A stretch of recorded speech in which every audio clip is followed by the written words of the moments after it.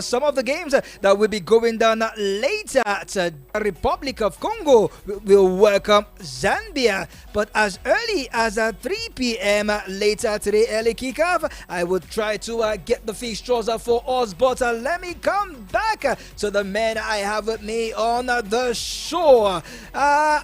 Aside the games that will be going down today, a big news just broke from the camp of the Algerian team, where an activist in the person of Sofia Benlamani has been today told to pack a bag and baggages to get ready to leave the country.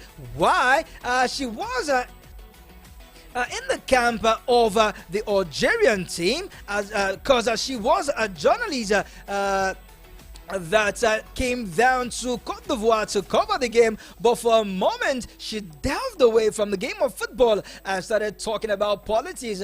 On a video that she posted live, she was describing Cote d'Ivoire as a sorry country in terms of development, in terms of the miserable condition of the people, their living standard, and what have you. And she has long posted it on her Facebook page as well as her X handle, and this was not met with positivity from the people of the Ivory Coast, and she has been told to pack a bag and baggages out of the country. She will be deported to Algeria later today, and she will face for the charges, a charge against the country, as well as the insult to which the country of Ivory Coast said that she insulted their country. She said that our own country, which is Algeria, ought to be located between Portugal and Spain, and it should not have been an African country. Let me talk to the gentleman I have with us. Let's move away from football a little bit and talk about this biggest news emanating from Cote d'Ivoire. How do you see this one? Good move from the Algerian authority, as well as the Cote d'Ivoire, should I call them now the Cote d'Ivoirians or what have you? The people of Cote d'Ivoire, they are not happy with this one, and she has been asked to vacate their country. Let me come to you, Mr. Kelvin. How do you see this news? Should she have focused on football, or she had no business talking about the people of Cote d'Ivoire? Okay, Uncle Fine Boy, these things happen in almost every tournament that is being played in the world. There are always people who try to bring in politics into the game. If you remember in Brazil 2014, there was a protest just a distance away from the Maracana Stadium, where people were complaining that we are living in poor conditions, but you're spending millions of dollars building stadiums and the rest of that. Even in Qatar, that same thing almost came up where you saw the German team complain of human rights. And this one is happening again. So it's not a surprise, it's not a new thing. But what we should be focusing on is the tournament itself and not this side talks. Before coming in there, you know that I myself am in Nigeria, and I know that the living condition in Ivory Coast is not so good. I'm trying to use euphemism now. I don't want to say it as it is. But you don't go in there and insult them publicly. I think that is wrong. What she did is wrong. She did the right thing in the wrong way. That's how I perceive it. So that's just my take on it. During doing the right thing the wrong way, she should have focused on football alone, or what she did delving into the country's structure of Cote d'Ivoire is something that she shouldn't have done, even though that is not the first time that this woman have been called by the authorities concerning her antics on activism. Recall that in November 2022, she was arrested by Interpol for a comment against the Gambia national referee following Algeria's defeat against Cameroon in the Qatar 2022 World Cup qualifying match. Let me come to you, Mr. Peter. Good riddance to bad rubbish for you.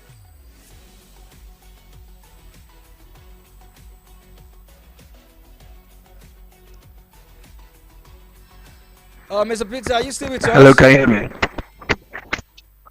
Yeah, for you. I'm having a little bit of glitch of network. Can you hear me now? Okay, yes, I can hear you.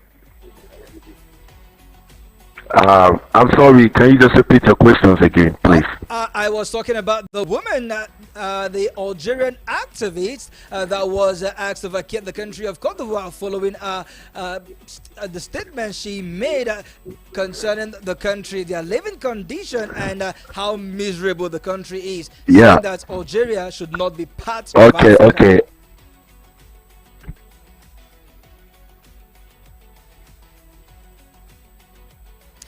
Are you Yeah. still? See, this is if that was possible and not politics. Hello, I can hear you. Can you hear me? Go on, go on. Can you hear me? Yes, we can. Yeah. Yeah. They should focus on football. They came for the tournament. See, it is it is bad when you see people bringing in politics. It is bad when you see people bringing politics into football. It has been happening in every tournament, in every country. According to what Kevin said, it happened in Brazil, even in Qatar.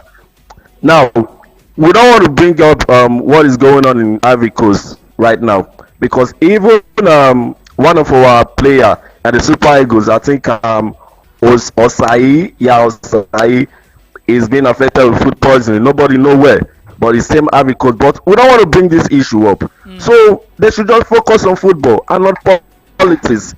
So let us just forget about this issue and focus on the tournament. That is the reason they came there. They should focus on it.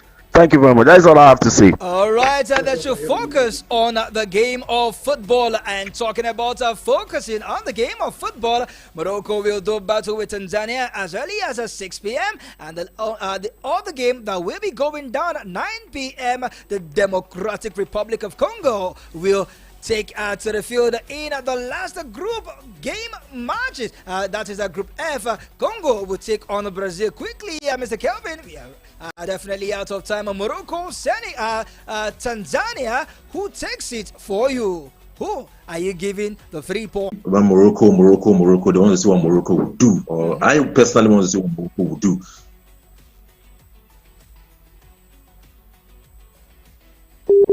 Oh wow! Seems that a connection. I have made every prediction I have made have gone wrong. So I said since the start of this tournament, every single prediction I've made has gone wrong. So ordinarily I would tilt to Morocco, but Tanzania are also a very strong and resilient side. So I won't rule them out, but I will give the 2 points to Morocco. You still give it to Morocco? Yes, I will. All right, let me come to Mr. Peter. Congo, Zambia, who wins?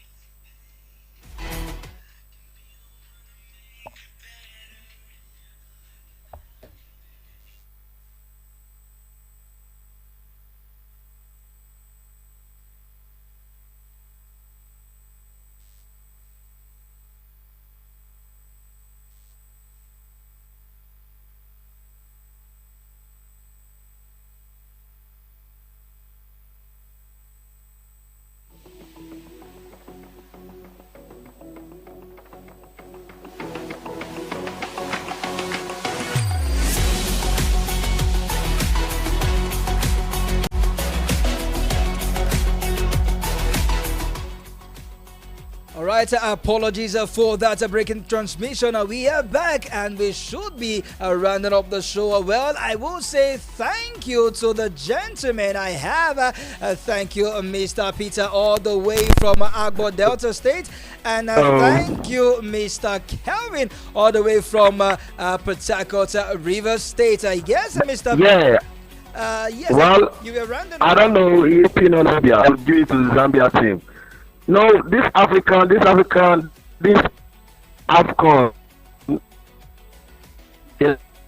has been a lot of.